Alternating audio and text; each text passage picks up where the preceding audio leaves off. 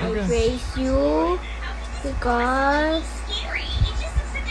you made me in a wonderful and amazing way. Baliktad. Good. Why then? Children, obey your parents in the Lord, and this is why. Are you singing? Yes, Okay. it's a song for that. Okay. Can you sing it again? Children, obey your parents in the Lord, and this is why. White. Right. Okay, next. The last one.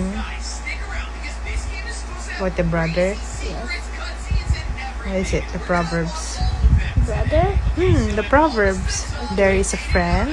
there's a friend sticks closer than a brother. Good job. Good job. Good job. Good job.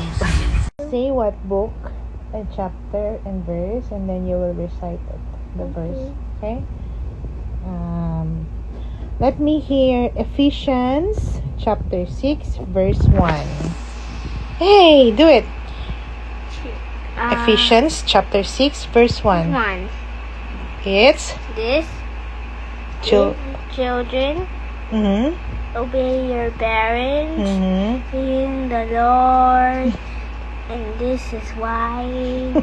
Okay. Next, Psalm 139 verse 14a. Okay. 17. No.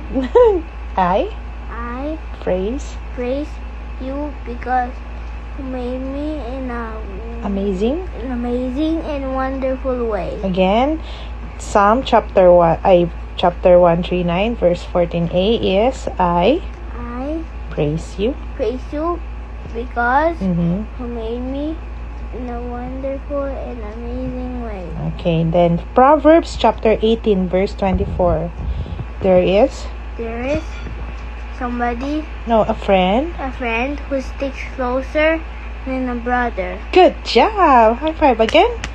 Proverbs 18 verse 24 again.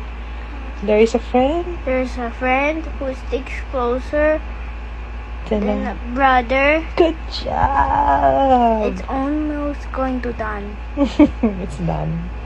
It's done. Can Dun we- dun dun. Can we